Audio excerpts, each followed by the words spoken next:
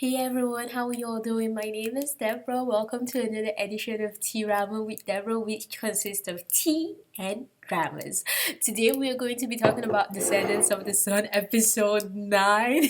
You see me smiling and cheesing so much because that was what this episode was, just filled with so much cheesing and so much to smile about, even though the ending had its issues, which we will address. But without further ado, let's go. 개빵 나인포 샷건 얼굴 따위로 아이돌 하는 놈 아니니깐 follow me 하이톤 샷건 실력만으로 아이돌 하는 놈 암기 가서 나온 놈이 샷 두더지 유엔 난 따라가지. Okay, so let's start from the side characters and then we'll go to the main characters and what I thought about the drama as a whole. Alright, starting from our side couples, Yoon Myung-ju and So Tae-young. I don't know if I should be happy for them, because while I'm happy for them that the dad has kind of given his permission, the dad hasn't really also given his permission, because the condition he gave So Tae-young was such an unfair decision, which I will come to. But okay, let's start with your interactions this week. Was I the only one that was like laughing my heart out in the scene where she was mad at him for not hugging her or holding her hands or even kissing her, and instead always just holding her shoulder? And it was so funny how what's his name, Yoo Shi-jin, was just laughing at him like, oh, you're an idiot, you didn't even hold her hand, all you did was hold her shoulder, you couldn't hold her hand. You're an idiot, you're an idiot. Yes, it was so funny because it seemed like the tides turned on So Tae-young in this episode. Remember how in the previous episode it was Yoo Shi-jin that was getting looked down on by everyone, and he was trying to prove that he knows what he's doing, but everyone was looking down on him. It seemed like in this episode the tide switched to the other brother, which was So Tae-young. So that was really funny, but I absolutely loved that scene. And another scene that I absolutely lived for was the scene where Myung-ju was handling that annoying guy, whom I'm gonna also address his own issue. But when she was talking to him and he was about to hit her, like, I knew So Tae-young was gonna come out from somewhere and maybe kick him or hold his hand and stop him from hitting her. But I also wanted her to take care of herself, because Myung-ju is also like, okay, I don't know if this is a cuss word, but if it's a cuss word, I'm sorry, but she's also like a badass chick. Like, she can handle her own, so I wanted her to handle it, but I also wanted So Tae-young to come and help her out. So I was kind of torn. Whichever way it happened, I would have been okay, but I was really happy when he came, because he beat that guy up and I lived for that, which we will come into later. But I loved that scene, how he was so mad, like, how dare you talk to my future wife? And the girl, I love that way, how dare you raise your hands over her, I will kill you today. I was like, yes, So Tae-young, bring out your inner gangster that we've heard about but we haven't fully seen. It was just like, it was unleashed from the last episode, and it was his bromance with Yoo Shi-jin that unleashed it, and now he can handle anybody, and that's why he had the courage to stand up to the dad. I was really happy and so proud of him, especially when he finally, like, when the dad asked Yoo Shi-jin how Yoo Shi-jin felt about his daughter, and Yoo Shi-jin said, no, I don't feel nothing for your daughter, I don't see her as a woman, she's like my little sister and stuff. And we saw the relationship, how they act like sister and brother. Like, it's been so freaking obvious, and I think it's the cutest scene ever, especially the scene where Myung-ju was telling him to go and meet what's her name, Kang Mo-yeon, if he wants to know what answer she gave Kang Mo-yeon on the whole dating situation. And she was like, why the heck are you guys asking me the same thing? Go talk to each other to your face, that's how you solve problems. I was like, yes, Myung-ju, tell them. But we saw their brotherly and sisterly relationship in that scene. Don't pour my tea. But we saw their brotherly and sisterly relationship in that scene. But I felt so bad for So Tae-young when the dad was asking him Yoo Shi-jin about his daughter, and Yoo Shi-jin was like, well, I don't see your daughter in that way and all. You could see how it hurt So Young, but I was so proud of him when, you know how she's always the one that's kind of protecting him and standing up to their dad for their relationship. For once in front of her, he stood up. I was so proud of him when she held his hand trying to protect him, and he's like, don't worry girl, I'll protect us. And he removed her hand, and she felt bad. She felt like he was about to give up on them again, but even if he had given up on them, the thing with Myungju, and that's why we love her, is she wouldn't have given up on them. But instead he let her hand down and he held onto her, and he's like, I am going to hold on to this hand. And I'm like, oh, that is my So Young that I love and I am so proud of. I was so proud of him. I'm like, yes, finally. And then when the dad gave him permission, even like exactly how Myungju reacted, that was how I reacted when the dad gave him permission. I'm like, wait, did that just seriously happen? Did that just seriously just give up and give him permission? Like, why did you suddenly change out of the blue and decide to give them permission? But then there was a catch to it, and the catch was, he has to quit his army job and then go work in a company that he doesn't want a superior son-in-law, which to me didn't make sense, because this was the same guy that wanted Yoo Shijin because he saw Yoo Shijin having like a really good future in the army. Which brings me to think, is it because he knows So Young's past and he knows it won't be easy for So Young to make it in the military on his own, except he helps him out and stuff, and he uses his influence to get him to the places that So Young can get into because of So Young's past?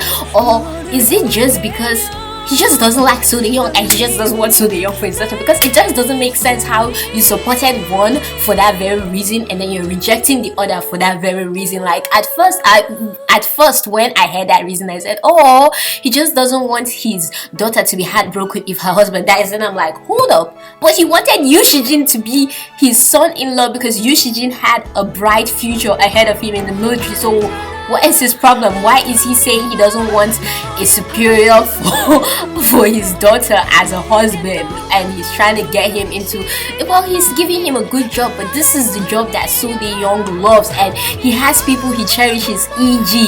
Yoo Shijin. And I'm gonna be so sad if So Young leaves the military and Yoo Shijin is still in the military, because they always have each other's back. It's like the whole situation with the whole collapsing of the building. If such a thing happens to Yoo Shijin again, who's gonna save Yoo Shijin? I was like, somebody please take this dad out of here, because he's about to ruin the bromance, and we were mad at him before for ruining the romance, but right now he's about to ruin the bromance for me, and I am not finding this funny, because at this stage right now the bromance in this drama as like the previous episodes. In this episode the romance came back, but in the previous episodes the bromance has been what has been giving us so much life and has been ruling even more than the romance. So I was like, oh my freaking goodness, let this guy not come and destroy everything. But we all know he's going to give up, and we got that answer that he was going to give up on the military when he told Myungju about how the dad had given permission, even though he didn't tell her what it entails. And I know she's gonna be so mad, and she won't. That might be actually what will make Myungju break up with him, if she finds out that the condition was for him to leave the military, because she knows how much he loves the military. So then again, that was a stupid thing. That's I think my thing with So Young. He holds everything on his shoulder. He takes all the burdens on his own. He doesn't share the burden with her, and she's strong. Like, yeah, she looks weak and all, but she is so strong to have been through so many breakups, and she hasn't given up yet. Yes, she has her weak points, but she will be able to handle it. I feel like he should have told her so they find a better solution, because if he tells her later on, or she comes to find out later on, she'll blame herself and she'll never forgive herself for that. Yes, she'll be really happy that he did this for me and he gave up his military life for me, but she's not still going to be proud of him for doing that, because one of the reasons she fell in love with him was because of how he was going out of his way to help his fellow companions so that they win number one, even though he had his reasons for wanting to win number one. But that was what caught her attention at first. So that's gonna really suck if he just leaves the military. So I hope the writers find a way to fix that and he doesn't have to leave the military and all. But next, now let's go to the annoying guy. Okay, was I the only one that actually thought, like, I wasn't sure if he took the diamonds or it was the guy that Onyu abandoned that took the diamonds, but thankfully it was him that took the diamonds, which isn't also something to be thankful for, because I feel like that and the whole rape slash kidnap children situation at the end is going to add so much problems to Yu Shijin's plate. So I hope the guy has just gone to South Korea, but we know they wouldn't have already sent him off to South Korea, and he didn't enter that plane because we still need more drama to continue this drama. So they wouldn't have done that. But I was, when the bad guy came to meet him and he collected the stuff, I was waiting for the bad guy to kill him. Like, what are you waiting for? Kill this guy so we can move on and he doesn't have to ruin things anymore. But obviously the writer has to keep him because he still has to ruin more things for our couples, not just our main couples but our side couples and other characters too. So they have to keep him to ruin things, and it's gonna be so really freaking annoying. I'm like, can they just kill him and move on, bring another villain already? But they didn't kill him, and he's still alive, and he's gonna cause problems later. That I am very sure of, and I am not looking forward to. But I was so freaking happy when So De Young gave him a second dose of beating. I'm like, yes, even though they didn't kill him, at least someone beat him up, so I'm satisfied a little bit. That sounds so evil. But yeah, next is Onyu's scene. Okay, I was really like, you know how I told you guys how I wanted it to be Daniel to help save Onyu. I like that in this episode. It was kind of interesting. Like I told you guys how Kang Moon-yeon is someone that doesn't really, she's not fully in tune with her emotions when it comes to people around her.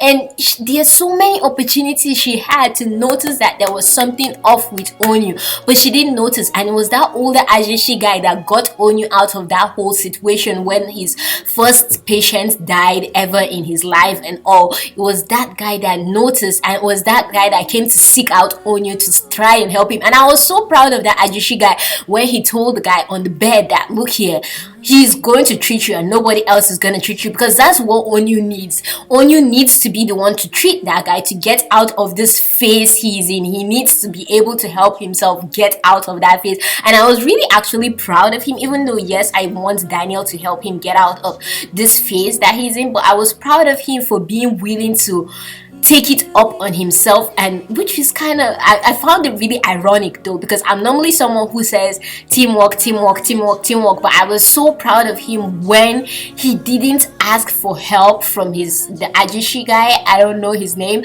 but the doctor, and he told the doctor, no, I'll feel like I'm running away if I ask you for help. Let me handle this. Then if I can't do it on my own, then I'll ask for help. And I'm like, oh, he's grown up and stuff. And I kind of felt bad a little bit for how I was so mean to him in the previous episode and stuff. I'm like, oh, he's growing up, he's maturing, he's learning. So I was really proud of him when he decided to stay, because like I said in the previous episode, I suspected that was gonna happen. So I was really proud of him when he decided to stay, because if he leaves to South Korea, he will never pass through that phase. Even if he passes through the phase that he's in right now, it will take years for him to pass through that phase, and he will never be the same again. And he will change to something bad that he doesn't want to be. So I was really proud of him for staying, because staying, he will fix it. And when he goes back to Korea, if he survives and goes back to Korea, hopefully he survives, because it would be so sad if he dies. He has a child, a pregnant woman waiting for him with his child. That really sucks. So hopefully the writer doesn't kill him. But if there's anybody the writer, I feel like the writer is going to kill in this medical theme, I feel like it's going to be the Ajishi guy, because of the whole way he has been talking about his pin, and how that nurse needs to search that pin up. I feel that's what the writer is going to do. The writer is going to kill that guy, and it's really gonna hurt when she does that. But I don't know, I just have this bad feeling that she's going to sacrifice, he's going to be the sacrificial lamb. But I was really proud that it wasn't just the two female nurses and Onyu and the doctor and Kang Moyon that stayed behind. Did you notice there were 2 other nurses and 1 other male doctor that stayed behind? I was so proud of them for just staying to help out and not leaving like the other crew. And I understand the other crew too for leaving, but it takes so much courage to decide to stay in this place that you know you're not safe. Anything can happen anytime, especially after just experiencing this whole earthquake. So I was really proud of them. So yeah, that's it for our side characters. Now let's go to the main character. That is how I legit feel right now. Like, I was so freaking excited. So when thankfully they showed us the back view from her point of view, from Kang Moyon's point of view of the whole confession and what happened and how everyone was listening in, I badly wanted to see So Young's facial expression and his facial expression and how he was reacting to the whole confession. And that's what I was living for, but they didn't show that. But they showed us everyone else, and it was so cute how Kiki Bomb just smiled when he heard it. He's like, before she even started, he knew what was coming, and he's like, oh, my uncle and my auntie are finally gonna hook up. And I'm like, look at this child. But that scene was so cute, and I love how they finally told us the backstory of the other sergeant or officer who doesn't like her, and it's because he has an in-law that's exactly like her. His brother married someone that's exactly like her, a pretty doctor. So that's maybe why he doesn't like Kang Moyon. But I really love how when they finished hearing the confession, Daniel still said his speech of how music changes everything. I'm like, look at this idiot. These two jerks. I can't with you right now. You guys legit didn't stop this and proudly listen to this and enjoyed listening to this. Can't blame them though. I'd probably do the same thing. I'm just saying. But it was so cute how she ran. She just collected it and then she ran out, and oh my freaking goodness, when he jumped through the window, I lived for that moment when he jumped through that window. I'm like, wait, hold on, what just happened? Even Dr. Daniel went to go check to make sure he's okay, but no, it is typical Yoshijin. He does that every day. Remember how he flew from the top of one restaurant downstairs when they were chasing him and So Young and all? And it was so funny when he was trying to talk her into saying, yes, I confess, and she's like, okay, just let me be and I won't run away, I promise. And he let her be and she just took. I'm like, I legit did not expect her to take off. I legit expected her to stand her ground and face him, but she took off, and it was so funny because it was so realistic and I was just cracking up. But I love the scene where they went together and they met the landmine, and somehow a landmine became romantic miraculously. Only Yoshijin and Kang Moyon have the ability to make a landmine romantic, because that scene was just freaking hilarious. And the whole I found it really funny how when they were talking about, Kiwi was asking her about how many boyfriends she's had. In my head, I was thinking, oh my goodness, you did not just ask that. That conversation is a bomb, literally. Because once that conversation starts, you are gonna get mad. This is gonna turn into a whole mess. And immediately that thought came to my head and he had that conversation with her, the bomb just blew up. The landmine blew up and I was just cracking up. I found that scene really funny, but I'm glad that no one was hurt, and instead they had a romantic adventure that felt like they were hitchhiking. They were like, don't worry, we're just cool people hitchhiking through landmines and bombs and having a romantic date. And I'm like, they're so different and I absolutely love it. It's like legit different. It's the same as dramas, but in its own sweet, dangerous way. And I think that's what we love about it, that it's kind of like what we've seen everywhere, but it's in a different setting that makes it more interesting because of the danger involved and all. Because we've seen people hike mountains and go on romantic trips, and then the girl breaks her leg. That's overdone. This time we have to walk through bombs together and pass through bombs together to make it more romantic, and I absolutely lived for that scene. That scene was everything.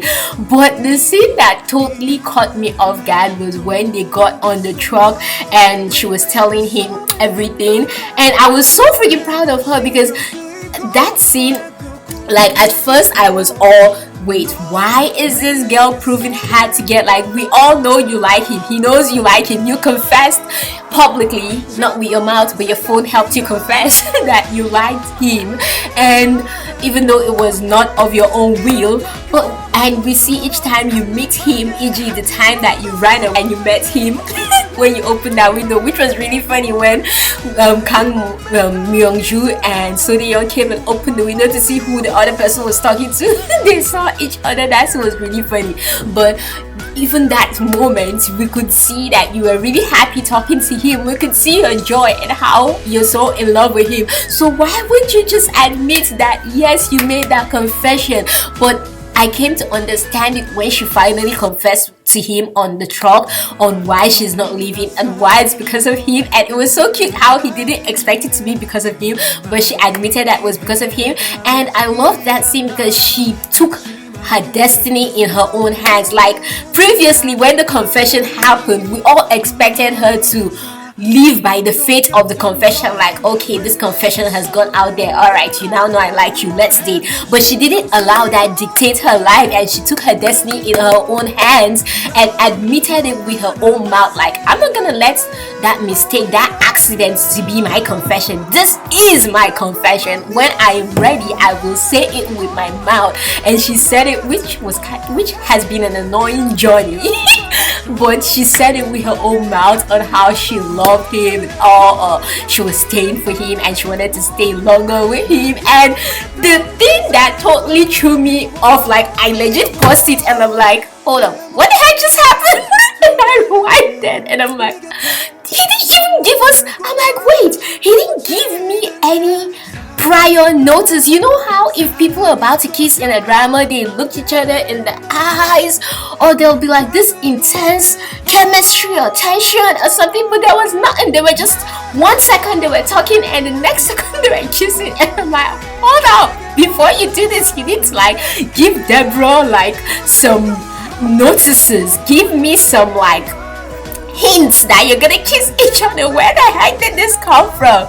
So I had to like rewind it like 3 times and then like, okay, I'm ready, let's do this, start. And then they kiss, and that scene gave me so much life. Like I lived for that scene. And then when they came back and Heju, and the other doctor were having random conversations about them. That scene was really funny, how she was on her side and he was on his side. That scene was really, really funny. I lived for that scene, and I absolutely love how now we have seen a progress in their relationship.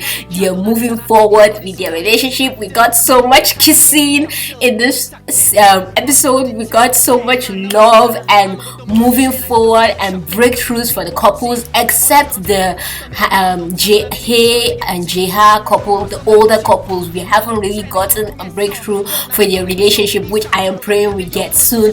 But I was so freaking happy for Kang Mo-yeon and Yoo Shi-jin. Like I was so proud of Yoo Shi-jin. I'm like, my boo, all your hard work has finally come to pass. Finally, you guys can date in peace.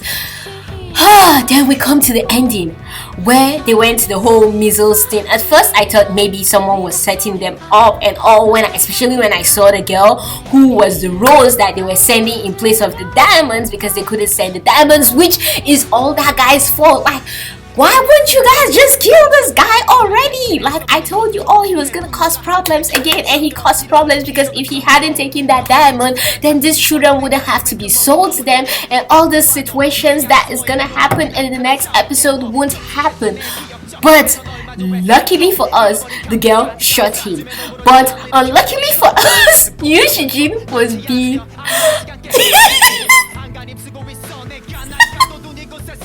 a good Samaritan, and he wanted to save him. And I was so proud of him that he actually told her who he was. Like I was just waiting for him to tell her it's Private Ryan. And when she said, I don't think I want to save this guy, I was surprised, but I was so happy, just as I was happy when someone finally shot the villain. And I'm like, oh my goodness, is this going to be the end of him? But it can't be the end of him, because if they kill the villain in just episode literally 9, we still have like 7 more episodes to go. What's gonna happen in the rest of the seven episodes? Who's gonna be the villain? Who's gonna come and cause problems between our main couples? Are they gonna have to bring in another villain? They've set up a foundation for this villain right from the first episode. Not the first episode really per se, but they've set up a foundation for him from a while back. So it will be out of place if they just suddenly got rid of him and they introduced another villain, even though I'd be really happy. But I was actually shocked that she said she didn't want to save him, because I didn't want her to save him. And I am also in med school, and after the whole episode finished, I had to sit down and think, if I was in her shoe, would I have saved him? Would you have? Let me ask you guys this question. If you were in her shoe, would you have saved him? Would you have saved Private Ryan, or you would have let him die?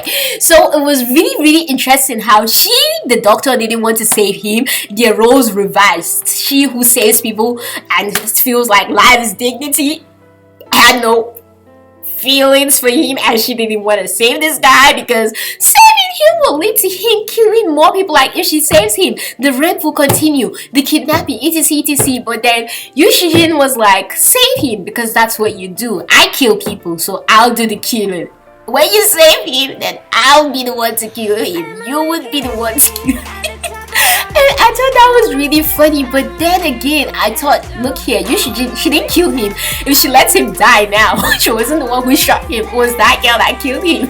Don't put it on her. We can allow him to die. It wasn't her fault. It was her that shot him. So you don't need to think she killed him. But then again, she's a doctor. She can save him, but she doesn't save him. So I guess I see where he's coming from in terms of she shouldn't kill him, because she has the ability to save him, so he should be the one doing the killing if anyone has to do the killing. But I was just like, can you guys just let this guy die? So he doesn't cause a problem for your relationship, because we all know he's gonna cause a major problem for your relationship, and he's probably gonna put Yushijin's life in danger. So I'm just like, can we just please just get rid of him now and just let him go so all these other people can leave? I guess it's kind of how I think you gave me this whole thinking of what's his name, if Onyu hadn't saved himself, Onyu won't be able to save even more lives. So yeah, if we don't kill this guy, then this guy will kill more people. I'm sorry, that's so mean. But I just wanted them to get rid of him. But we all know he's going to be saved in the next episode, because we saw him again. We know he's not gonna die anytime soon. He's not dying. He's still gonna cause problems for them, which really sucks. I don't see them leaving Uruk anytime soon.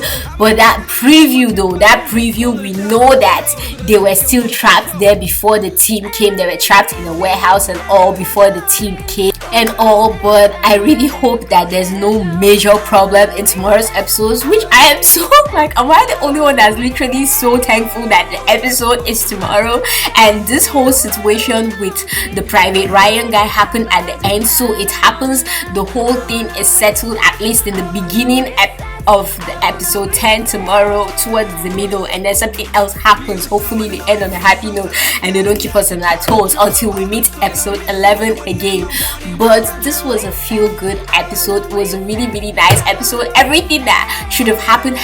Private Ryan was shot, the other annoying guy was beaten up, So Young was giving permission, even though it felt like he wasn't giving permission. He was giving permission to date Kang Moyoung and to date Myungju, and Myungju's reaction was the cutest thing ever. I was expecting them to hug at least, but they didn't hug, but that was okay. I still loved her reaction. It was like a little child being given her candy finally and all, so that was really cute. The Onyu team, someone finally noticed that something was wrong with Onyu and he'll be keeping his eye on him, so I'm really glad about that. And finally there's romance between our main couples that they both agree on, and we can finally move forward from that hurdle. episode, because throughout this episode when she was giving him the face and all, I'm like, hold up, are you gonna keep doing this throughout this episode? Are we really going to go through this till episode 10 or so before you decide you're gonna date him? But thankfully they settled that episode 9 and we can move on to other things. But I definitely enjoyed this episode. Like Mick Rivero said, it was a really feel good episode. I didn't see anything really horrible that happened. I wasn't mad about Private Ryan being shot. I was happy he was shot. And all the only really sad thing that happened in this episode was the whole Seo Young having to leave the military situation that happened. But I really hope this whole kidnapping and rape and selling of the girls case doesn't cause any of them to be injured or any of them to die. But that's our 4 main leads. But we shall know tomorrow how that progresses. Let me know what you all think in the comments down below. Don't forget to give this video a like. Let me know, if it was you, would you save Private Ryan or would you let him die? If it was me, putting Jesus aside, I wouldn't save him. But thinking about my Lord and personal Savior, I'll have to save him. But I don't want to save him. I'm just saying. Let me know what you all think in the comments down below. Don't forget to give this video a like. Don't forget to share, subscribe, and keep being the awesome, beautiful people you are. From me to you all, you know, I've got some Amber love for you all. Stay awesome.